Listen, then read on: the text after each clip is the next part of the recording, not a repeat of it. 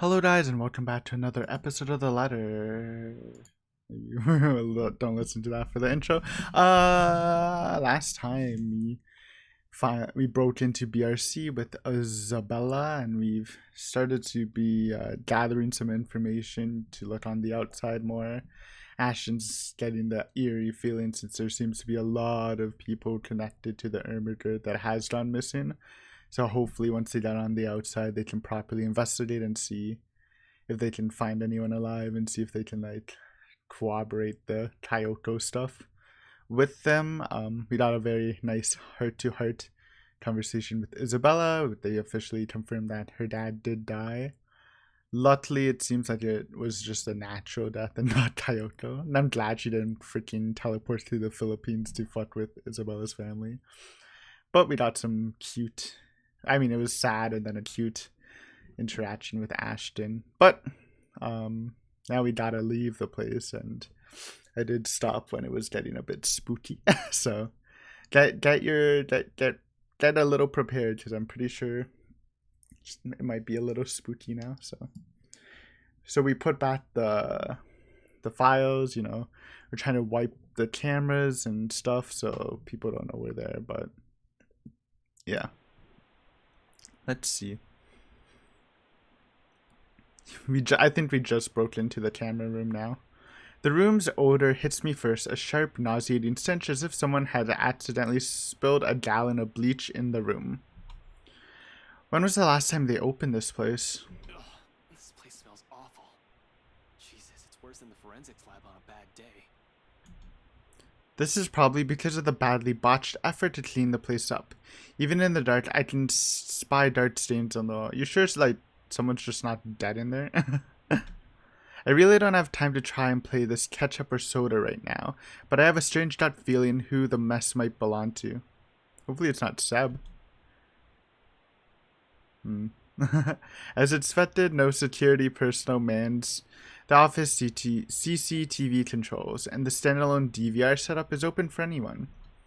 Normally, I'd have a heap of things to say about this sloppy security setup, but right now, their negligence makes the whole task of erasing evidence easier. No fuss, no muss.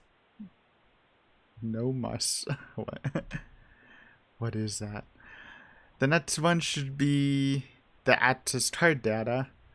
Hopefully getting into their computer won't be too much of a hassle. Do you not notice this like weird dark mist on Isabella's screen?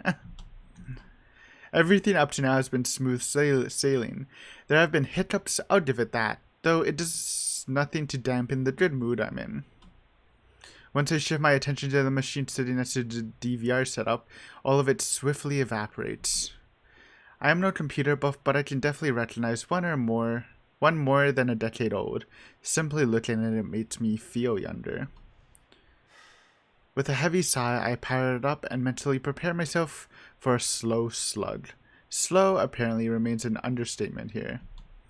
It takes a whole 3 minutes for the thing to start up. The OS hasn't even started loading, and in my boredom I started expecting the live feeds from the cams. Only 2 works. One for the work view, everything seems to be in order there, and the other for the main workspace where it's a fleeting glimpse, a cursory glance, but the sight of it stops me. The image is a bit blurry, but standing there in the middle of the room by one of the cubicles I can make the form out of. Oh yeah, it's becoming more apparent. It looked like just a blur before. What the hell is... Kyoko. I don't get too far into that line of thought. No, a few seconds after my words have slipped out without any sort of warning while I'm still trying to make sense of what it is.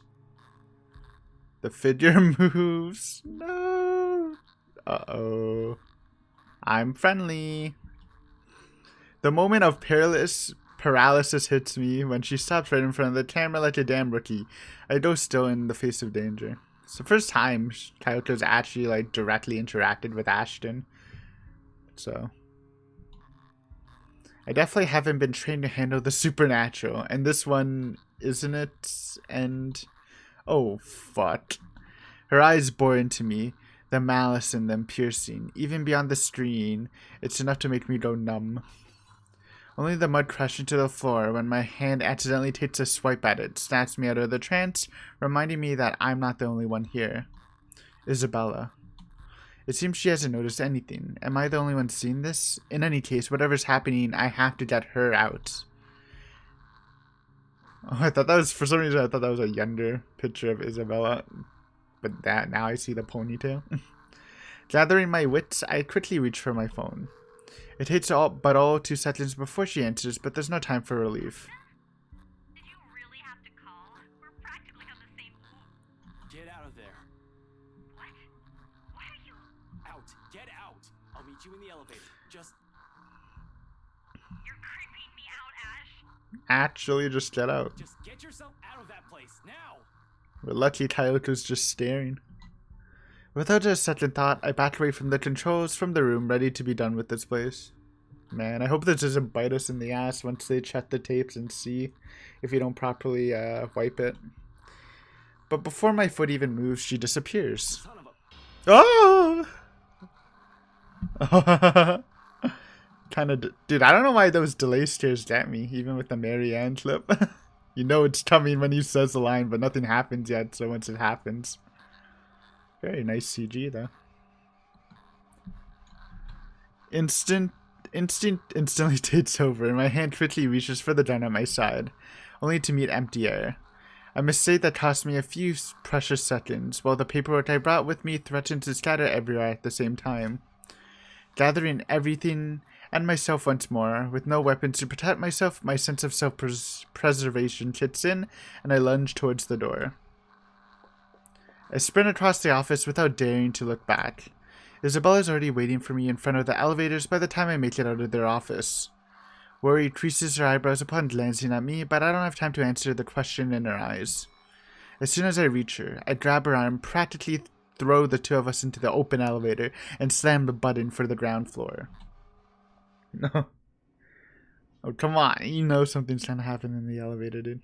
Dude, that actually got me. It was such a weird delay. Like I was saying. Like, remember the Marianne clip? If you see the highlight reel, you can see it again. But, like, it's so weird. Like, they say something and you're like, oh, nothing's happening yet. And then it shows out, like, after they say something. And for some reason, it's like a nice window to scare you, I think. Because you kind of calm down for, like, a split second. So, good on the game developers if that was actually the strat. A sigh of relief escapes me when the elevator starts its descent. The clicking noise fades off into the distance. Beside me, Isabella shifts, moving the stack of papers under her arm while she takes in my appearance.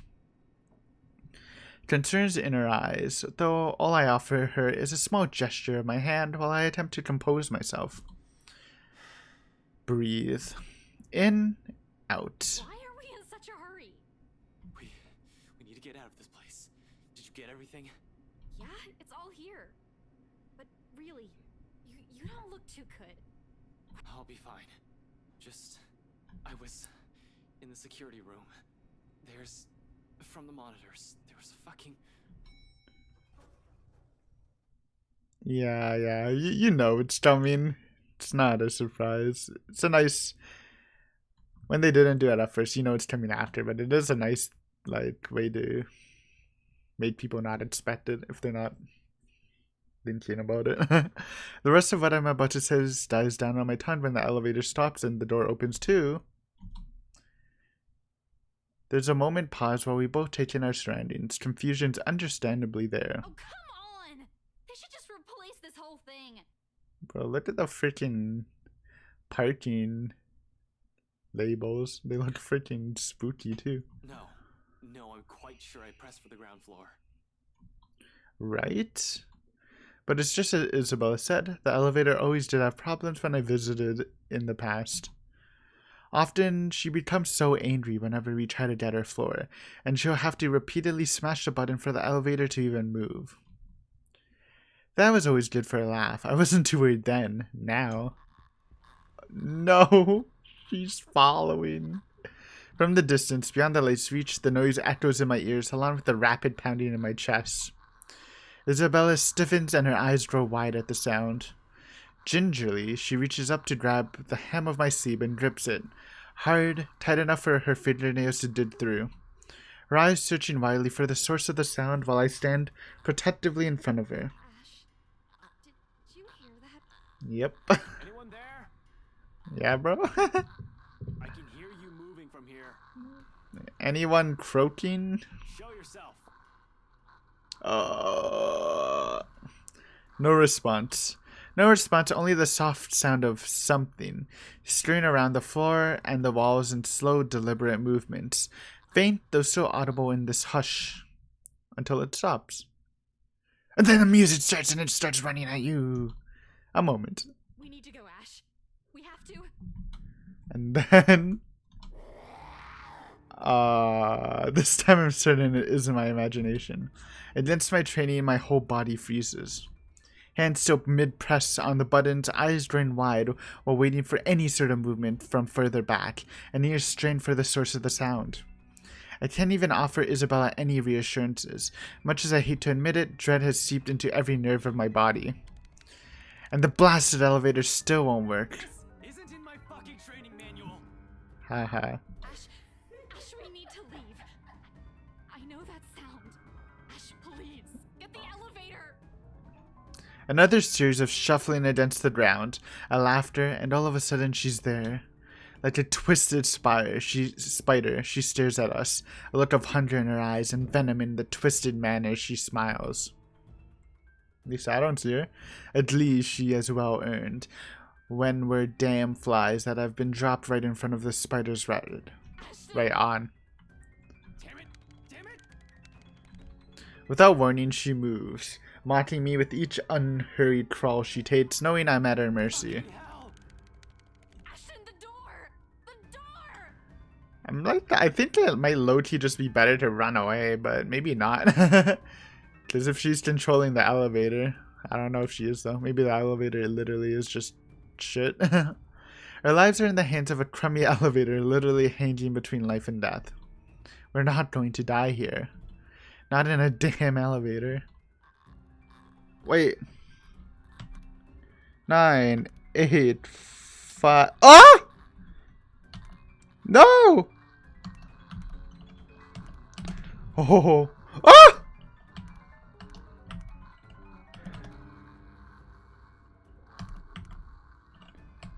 Uh-oh, I died. Sorry, I'm sorry, my hands weren't ready. If you saw my setup, I was so slow. Because my mic was in front. Okay, I'm better now. Sorry, Isabella Ashton. This time will be better. Probably.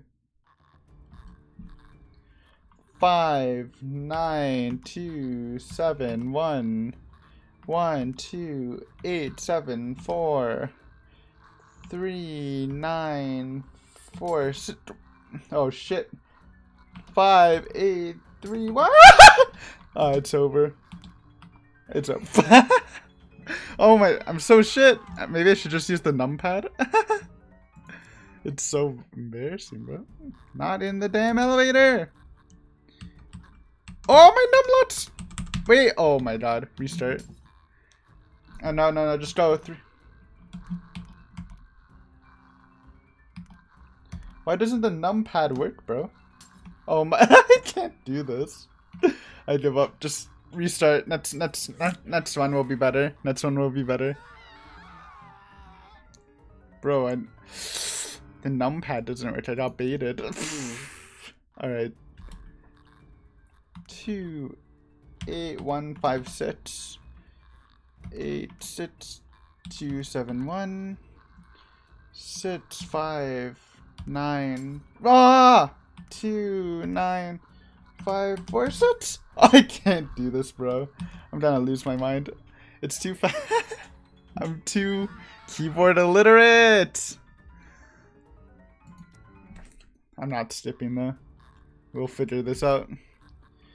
6, 3, 1, 7, 4, 2, 3, 5, 4, 9, 6, 9, 2, 7, 5. Are you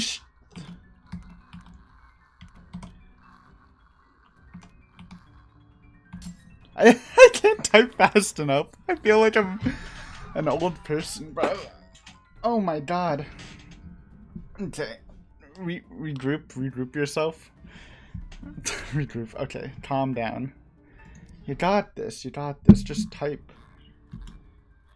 1 4 7 8 9 6 8 4 1 5 3. Ah, it's doomed. 7 5 1. I can't type fast enough. Oh, I skipped it. No, I didn't mean to. Oh my fuck, you know. Embarrassing, bro. I'm actually getting cheesed. It's alright. I'm not skipping it. Trust, it'll be fine. Ashton.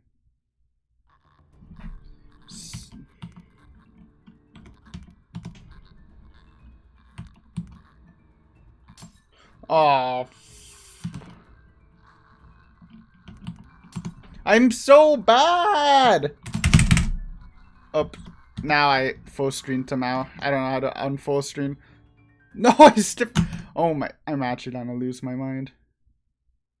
Restart the game.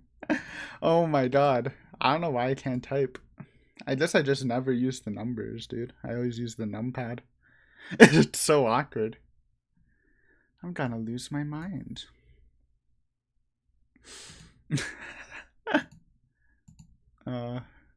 Highlight reel worthy, I guess. Haha. Watch me fail. This time will be better. Trust. Get your fingers ready, I guess, since it just puts you into it. 8 5 7 1 4 8 2 6 9 3 3 4 5 2 1 6 1. Oh no! I can't do it, bro. I can't do it. Don't stream, it'll be okay one day. 8 3 2 5 9.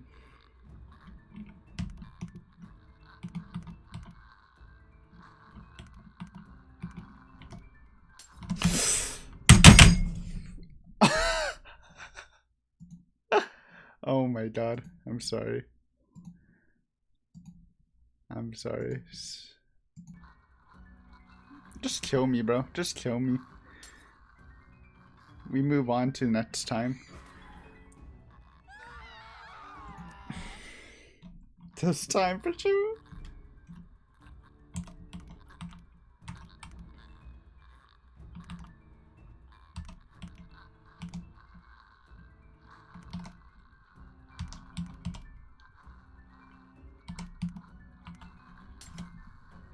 Oh my god, you have to do it perfect. Ah, you have like 2 chances. I don't know. Oh man.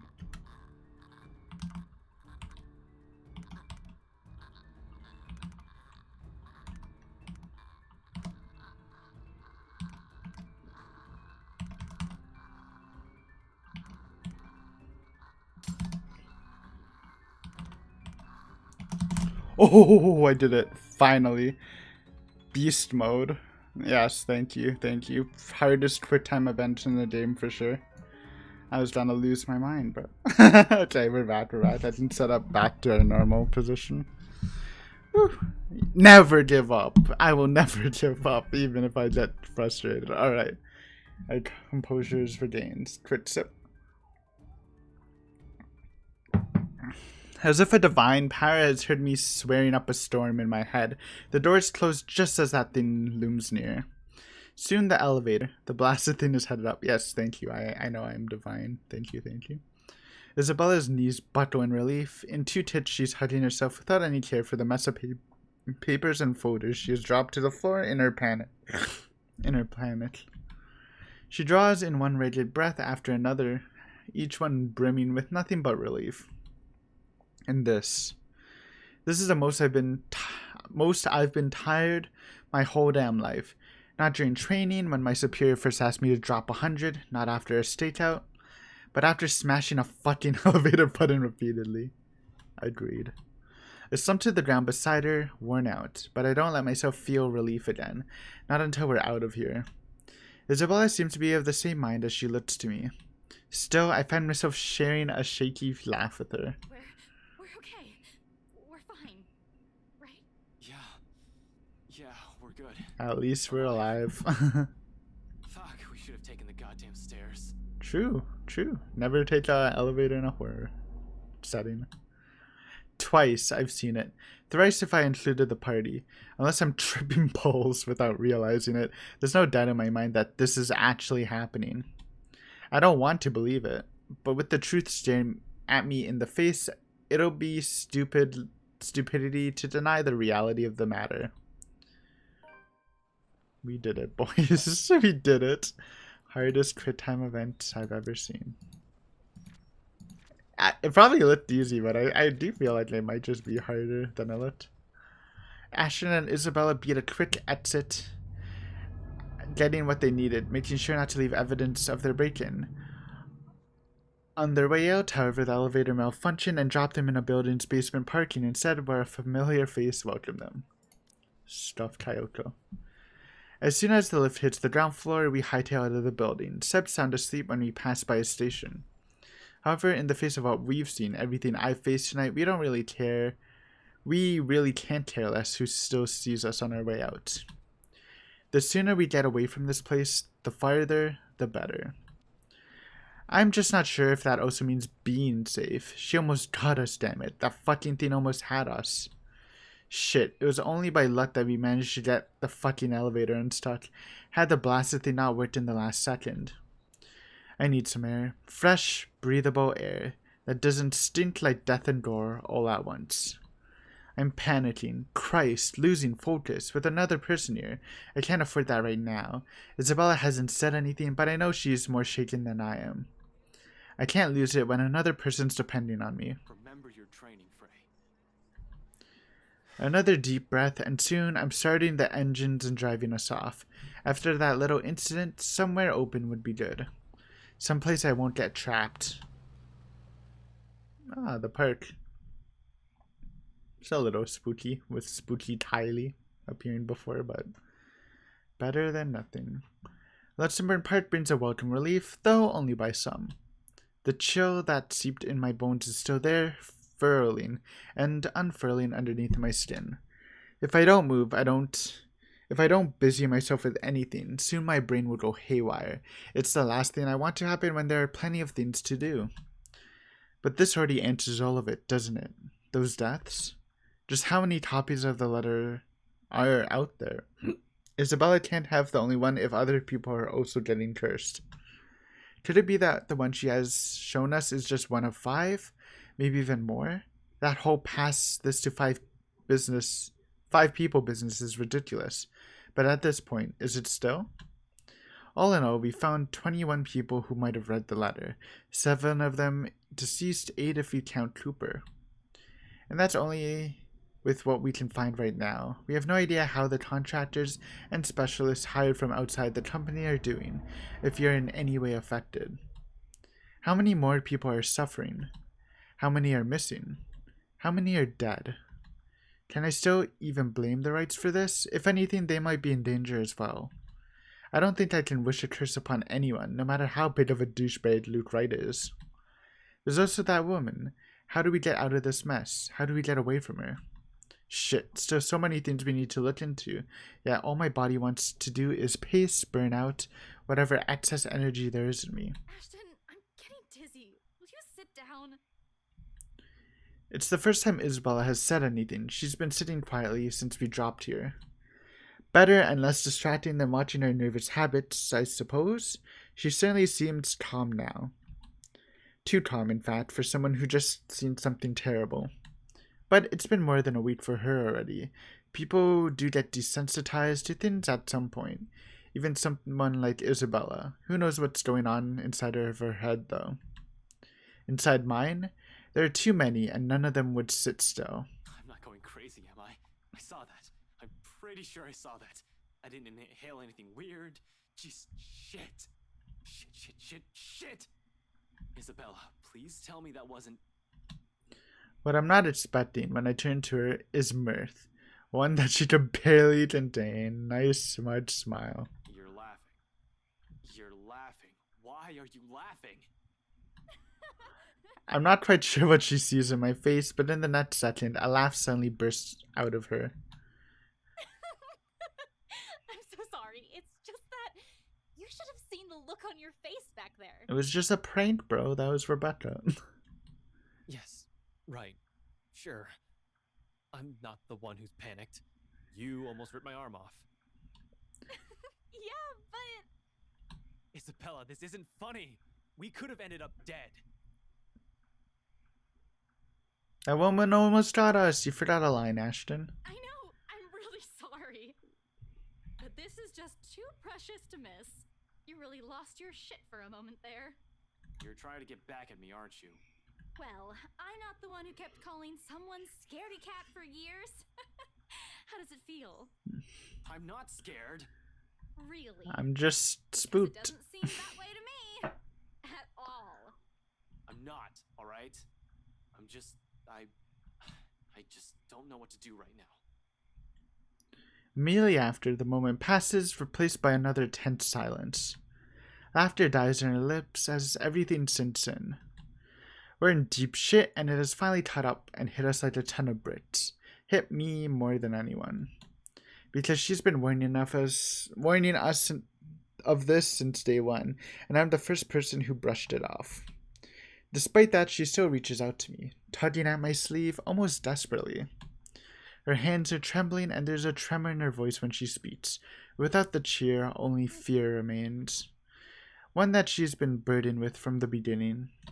We're still going to do something about it, right? Not just stand around and let that thing get us. Unexpectedly, she leans her forehead against my arm, and her grip on my sleeve tightens. There's desperation in there, a quiet plea. I don't want to lose anyone anymore, Ash. I wish I could give her that promise, but with so many unknowns, so many things I don't understand about this, how could I? Why she still trusts that I can do something about this baffles me. It all feels wholly undeserved, considering the way I've treated her. Yet, despite my reluctance, I find myself returning to her hold in kind. A grasp, a warm and light enough comfort. Not a promise, but the closest thing to it. New day just dropped.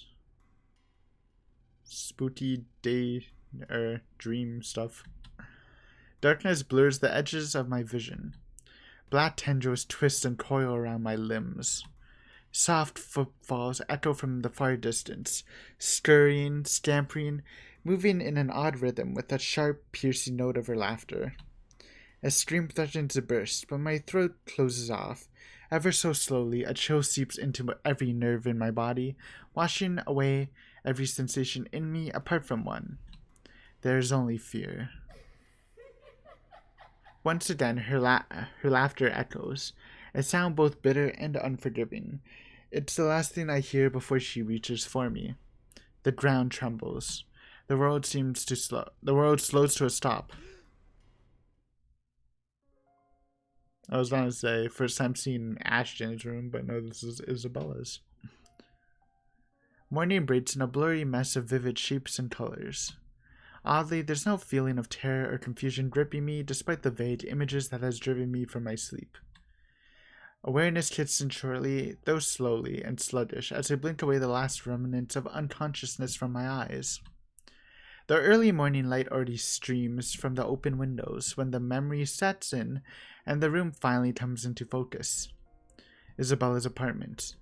Pushing myself upright, my eyes wander idly towards her prone form. She's hunched over the coffee table, both her arms under her head, where she continues to rest. Then to the chaos of the papers and photos we left scattered over it, before sleep has claimed both of us. We bunkered down here last night, after both of our nerves have calmed down. Mine, for the most part, staying together was an unspoken invitation. And anyway, I'm pretty sure neither of us want to remain alone. When there's that woman. Is she still one in the first place? One that we normally call a human? Definitely not. Can it still feel guilt? Does it understand pain? Fuck. I'd rather get charged for breaking and entering than mess with whatever that thing was any day. Not that thinking about this still matters, when all of our lives are in her hands. She's dangerous. If you don't do anything about her, and this curse will definitely be pushing daisies soon. I can't let that happen. I've dallied on this long enough, left all my friends in harm's way after the warnings they've all given me. Besides, beneath the terror and the adrenaline that keeps me running, knowing what lies ahead for Isabella makes it hard not to take action. The paper sitting in the edge of the table draws my attention. At this, light against my hand when I reach for it. It has caught my eye the night before, but with the lot we still need to go through, I simply ignored it. The logo emblazoned on the top of the page, however, provides this paper a whole new meaning. Not for me, but definitely for her. A scholarship grant, huh? I've only ever heard her talk about this once or twice. Completing her degree, that is. She rarely goes about it in great detail, preferring to keep it to herself. Perhaps it's the fact that she thinks she's already too old to be chasing after it. It's been 5 years after all, but I've caught enough snippets of the conversation between her and Zat to know she's never given up on it. Despite how things have panned out with her father, she's one step closer to this part of her life. As silly as it sounds, coming from a friend, I'd like to give her the chance to have this.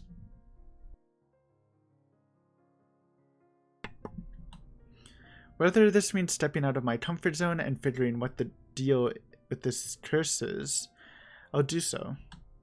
If only to see that same smile on her from that time again. These days, the only moment she seems to show is when she's asleep.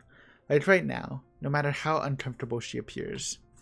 A smile of my own forms. Despite this, when I glance at her sleeping form again. She hasn't moved since, her shoulders rising and falling in a slow, even rhythm with her breathing. You won't think she has any problems this way. If only that were true. Sighing, I place the papers back where I've gotten it, carefully, so I won't accidentally wrinkle or damage it in some way, and finally push myself off my makeshift bed. Isabella shifts when I carry her off from the floor and over to her bed, but doesn't wait. Simply tucks herself comfortably under the covers I pull over for her. Briefly, though, she mumbles something to herself and draws in another deep breath. Becca, Ashton's being dumb again. She drifts back to a deeper state of sleep after, like it hasn't been interrupted by the slightest movements earlier, but the small smile on her lip remains. One I find myself returning in kind. Who sleeps like a rock now? It's better this way. Better to leave her in her dreams for the moment, which I hope are better than the ones I've had. She'll have time to worry about our problems later when she wakes up. For now, this will be another thing I don't want to take away from her. A moment of respite, no matter how fleeting. She deserves it, after everything she's been put through, what I've put her through. In the meantime, I still have 2 other people I need to check with. Isabella will definitely get in a tizzy if I don't check on them. Cold Luxembourg air meets me upon stepping out of the hallway. Not unusual in itself, this is what Luxembourg's weather is supposed to be. A bit cold, damp for the most part, and more often than not, terribly drab, with an occasional sprinkling of rain every few hours. The sky's still clear, but I'll give it a day or two before the weather takes a turn for the worse. I've complained about this awful rain for years, despite having lived here my entire life. I have to admit, though, seeing it return to the usual feels extremely reassuring. At least something's still normal in the world, when I can no longer think the same for the situation we're in. A nightmare. That's probably all this is. Usually I'll say I've been through worse, but that's simply another lie I've often told myself, isn't it? And I've fed myself a great deal of lies throughout the year, just so I won't have to think about it the next day. Maybe we won't even have this problem if I haven't been running away, ignoring things, hiding them someplace no one will see, because I've believed doing so is a show of weakness. That's probably right. Perhaps I've always been afraid there's some damn truth to what Isabella's been saying, knowing I have no clue how to deal with it. And now, after it stared me right in the face, I am at a loss. Stared shitless, in fact. Fuck do I know about ghosts, though? I don't know, though. The fact that I keep referring to her as stuffed Kyoto doesn't help, because there's not really anything you can do against Kyoto. If you've never watched any Ju-on movies, none of them end well. You can't. She has no weakness. Once she sets her eyes on you, you're actually just dead, so. But this is why this is stuffed Kyoto. She's not invincible, I assume, like Ju-on's. What does that? What does Rebecca? A Z-Man has shown me photographs, mentioned weird things happening around him these past few days. Bottom line, he likely knows as much about this as I do. Why else would he approach me, the guy who knows stuff, according to him? In the end, all I've done is given him the brush off. Some reliable guy I am. Hell, Rebecca's probably in the same boat, grasping for anything that might provide an answer, a way out of this. What can any of us do when all of us lack any understanding of what's happening? One thing's clear about this, however. That thing is after us because of the letter. Both Rebecca and Zach have seen it too. She will go after them as well. Yet here I am, walking up to Becca's door, one slow step at a time, a stalling tactic to allow myself some time to put the mess in my head in a better order. How to phrase this? When there's a 90% chance she's still pissed about a whole different matter. It's the only reason we didn't check on her last night, aside from the ungodly hour Isabella and I arrived. We'll only alarm her by showing up in her home in the middle of the night, acting like babbling lunatics, and her anger can last quite a while. These days, it seems the only one she can easily forgive is Isabella, but even with her, Becca's fuming still takes hours. I've run my hand through my hair and straightened out my jacket before knocking. Once, twice, and 3 times just to be sure she has heard me even if she is asleep. Hiccupy. Sorry. She's usually awake by now. Hey, Becca, it's Ash. Open up. Don't tell me you're still in bed. Oh, isn't this the day she's in the library and she may or may not die for shit? Yeah. Damn, that would really suck if she died after all this. Seconds ticked by. No answer from her, and dread has started to creep up. I've been trained to handle dire situations, but the feeling has been doing that quite frequently since last night. My mind begins to anticipate the worst, and in the next minute concern has mixed in with my thoughts, and I banged my fist on the door louder this time. She'll definitely be livid, but I'd rather face her wrath than a dead body. Becca, it's Ash. There's something we need to talk about right away. Open up. I know you're... Your girlfriend left early this morning, pretty boy. Who the heck is that? So if you could do us a bloody favor and shut up, that'd be real fucking polite. Jesus, calm down, neighbors. My hand pauses short of landing another heavy knock. From the other unit, Rebecca's other neighbor peeks in through his door, though I see nothing but a bundle of blankets. I'll say they need help from being devoured by their sheets, but it looks like he's just fine. He's a huge asshole too, course of action, so people like him won't ruin your day, act like the nicest person on the planet. Has done me wonders when I was a rookie patrolling the streets, no need to match his temper. Oh, did she say where she was going? I don't know. She said something about meeting someone or something, in case Filipina girl over there asks. Well, what am I, her keeper? You know some people want to sleep in on a bloody Sunday, so keep it down. Thanks, buddy. Just looking forward to this weekend. Thanks, you damn git.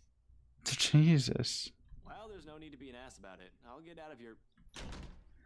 He slams his door shut without warning, but not before muttering a string of very colorful words about me.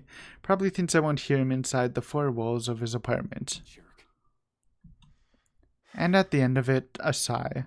So Rebecca's not here. I must have missed her by an hour or so, but at least she's not alone. She should be safe, in theory. More so if the person she's meeting with is who I am thinking. Nevertheless, I still can't help but worry. It's an easy thing. It's an easy thing continuing down increasingly darker lines of thought. to act brashly, to find out where she is and go straight there without deliberating on my actions first. There's that to boot. Rebecca's not alone, but I can't say the same for the big guy. A simple phone call to the both of them should do the trick. It'll ease my nerves at any rate. It's better than rushing over to Zad's place or assuming Rebecca's whereabouts and finding out that they're not where I've guessed they should be. Assuming the worst will come next, which I'd rather avoid this early. Any other reason I won't bother them, but an emergency begs for urgency. This is one, right? Even if it isn't, anxiety from concern dulls judgment. Something I most certainly can't afford to lose at any given time, especially right now. Any means to calm it will do wonders for the muddled mess my mind is already in. I love all the avatars, and then you just have Inspector Abigail, which she mentioned last episode with a little smiley face. Pulling out my phone, I thumb through the screen until it ends with a group with only Zat's, Rebecca's, and Isabella's numbers listed. Other people will probably say I keep too few friends when they chance on this. To some extent, it's true. I can easily name about 100 people I've been acquainted with through the years. Colleagues, blockmates from uni, neighbors, those sort of people. They all come and go. But these three have chosen to stay for some reason, without warning or asking for anything. Unlike the others, none has Zat's kindness, Rebecca's patience, nor the sincerity in Isabella's eyes. One day, these guys are just there. The next thing I know, being with them eases it.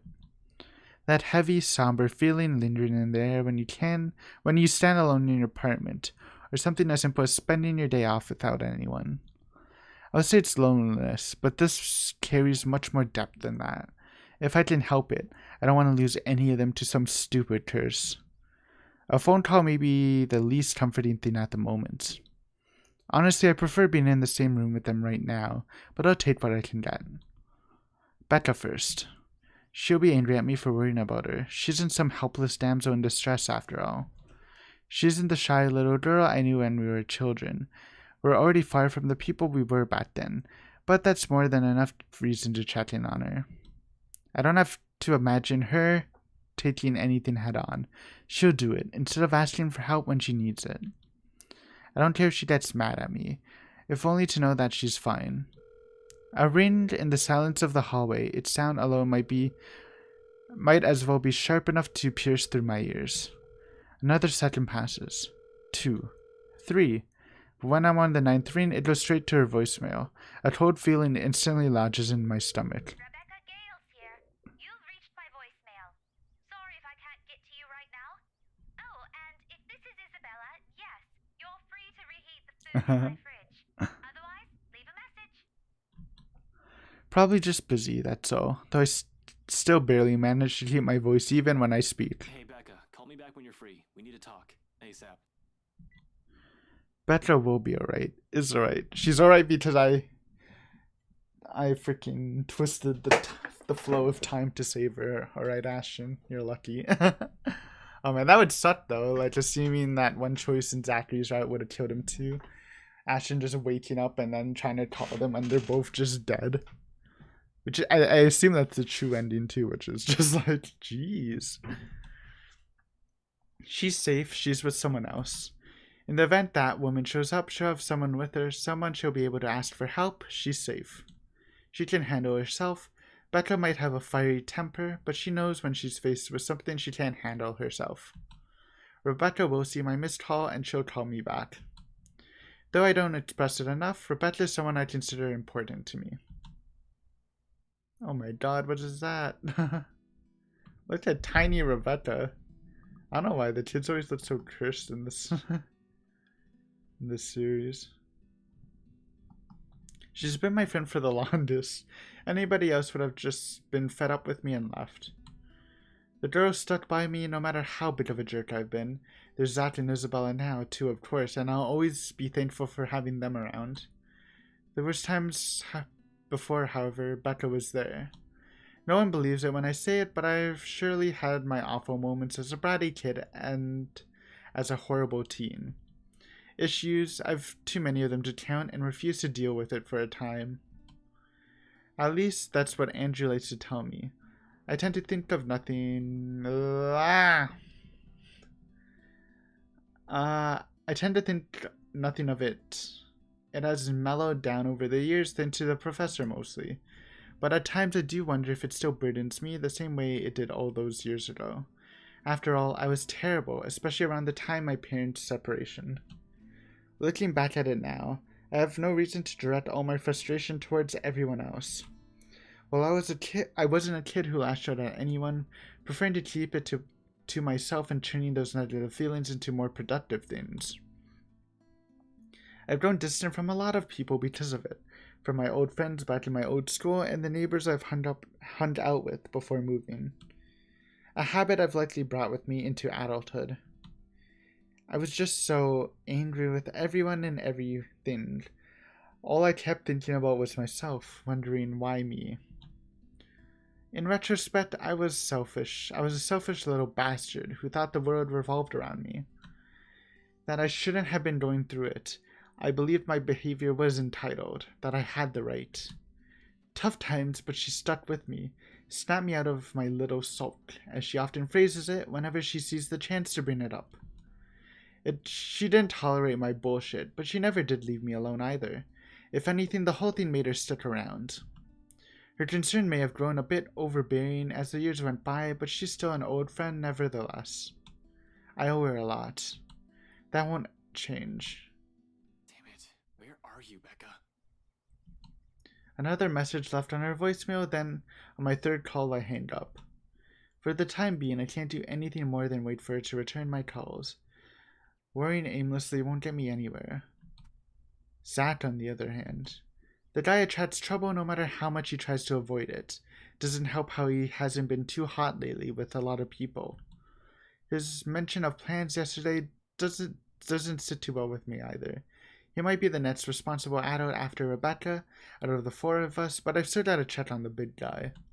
Make sure he's doing okay, at the very least, whatever he has planned on doing.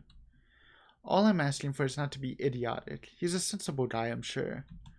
However, desperation cleans and pushes people to do things, rational or irrational. It doesn't matter. Clear thinking flies out of the window the moment you're in danger, and I sincerely hope he has not found himself in a tricky situation. His phone doesn't even ring before he answers, or his voicemail at least. Hey, it's Zach. Well, a voicemail anyway. I'll get back to you as soon as I can. So, just leave a message, yeah? So awkward. And no, Ash, you're not allowed to lockpick your way into my apartment again. Just do what any other decent human being does and call if I'm not around. Thanks. Love how Rebecca and Zach both have a voice in their voicemail referring to Isabella or Ash. Did he turn it off? Why? I don't want to assume the worst yet. Maybe he has forgotten to charge it? Can't be. The guy can be a bit of a Boy Scout, even more than I am as a cop. He's the type who has an extra battery or a power bank in his bag if he ever needs it. And he always does. He won't say anything or brag about it, but he's got quite the roster of VIP freelance clients. He won't just leave his phone dead in case he's on the field, particularly when people will likely be looking for him. He always leaves his connections open whenever clients or his friends need him. Zach is reliable like that. Why isn't anyone answering? His mobile is an out-of-range area sense more plausible, although the thought of it doesn't completely shake off the unease. Unlike Rebecca and I, he took the time to listen to what Isabella said. And even if he didn't believe it, he was definitely the first one to offer help or try to do something. If he ends up trouble doing whatever it is, so help me, I'm going to. Well, I can't be rash. I'm aware of that. Been running the same reminder in my head since last night. But if something happens, I'm certain my reaction won't be pretty. The added guilt from those times I've repeatedly dismissed him will surely haunt me. Yo, Zach, call me back, alright? I wanted to check in and, yeah, just please call me back. It's usually a joke between us when I say he's the Watson to my Sherlock. I don't see him as some assistant to put aside until he's needed like some people like to believe, though. He's not some pity friend I keep around to make myself look good. If anything, he's the one who stayed by me out of pity. Zat's the one who puts up with me most of the time, even when he doesn't need to. It's not a case of cool cop who helped out a minority. In truth, I was always hard-headed, hot-tempered, and a reckless rookie up until I met him. It wasn't anything sudden, and some part of me is still that rookie, but I've grown thanks to him. He tempers that part of me. Considering how our first impressions went, I'm lucky he stuck around. Beck and I may have spent a lot of years together as children, but Zach, he's probably the closest thing I'll call to a best friend. Though it's more than that, a camaraderie no words can express. He has my back, and I'll always have his. He's a brother I've never had the luck of ever having, only child and all. And I have every reason to worry about my brother. Becca's neighbor did say she went out to meet with someone, no specific names. If I'm wrong and she's not with Professor Clark, then maybe it's with Zach. They've never been close, but it's not the kind of awkward friendship where meeting together remains out of the question. Regardless, I continue dialing for his phone number 3 times like I've done with Becca's. In the end, after the 3rd attempt with no answering, I stop and move to cut the call with a ragged exhale. Waiting game it is then. I've been trained for those. Hell, I'm used to them. Just not when it comes to people I'm close to. Much as I keep reminding myself to maintain a level head, it's a whole different matter when it's someone you know. Personal feelings will likely get involved at some point. It's starting now, actually, with the anxious strings toiling and uncoiling, causing a racket inside my stomach. And that's exactly when the line finally connects. Before he even speaks, my question has already slipped out, including every pent-up worry and tension in my body. Where are you? The line's choppy, though. I can still make out the words he's saying, nothing to worry about then. He's just someplace where network coverage is shitty. Can't imagine where at this time of the morning, though. Did he go out for a jog? What was that, Ash? Could you repeat that? Signal shitty here. I asked, where are you? Hell, Zach, I've been calling your number for a good 20 minutes now. It's been 20 minutes? Oh shit, I thought it's only been like 5. What kind of shithole did you get into? I meant that to sound as friendly as possible, to keep things light at least. Instead, only the frustration shows in my tone. Yeah, that did not sound friendly. Good morning to you, too. I should be asking you that question. I've been looking all over the mansion for you. I thought you'd be... What mansion? Do I really need to answer that? Why are you even... Please don't tell me that's his plan. A morning visit to the mansion where Luke Wright is. Of all the pig-headed things to do right now, it's the best thing he can come up with. Breaking and entering. I've got plenty of reasons to rail him right now, although no matter how much I want to give him a piece of my mind, unfortunately, it's not the time. No, wait. Just get your ass to Isabella's place and hurry. He pauses a moment, a second of indecision while he seems to contemplate his options. How urgent is this? In truth, the question, the hesitance and indecision in his voice, has caught me completely off guard, and understanding dawns on me. His decision to go there isn't one born out of stupid impulse. He must have found something. However, no matter how urgent it is, he still shouldn't have gone there, alone at that. Despite myself in that split second of comprehension I allow to show. A weakness. A simple request brimming with every unease and disquiet causing turmoil with me since last night. It bears a selfish hope that he'll understand, even though the unstable signal that whatever's keeping him there, he'll be willing to set it aside for now. Pressing enough for you to stop asking questions and get yourself here. Please, Zach. Silence fills the other end of the line again. For a long moment, I assume he won't heed it, and I'll have to drive there myself just to drag him away from whatever's danger he's skirting. Thankfully, he agrees. I'll be there in a few. An hour or 2 tops. Thanks. I'll see you. Okay. Oops. Let's read the journal. After that close call, Ashton spent the night at Isabella, only to be kept awake by nightmares.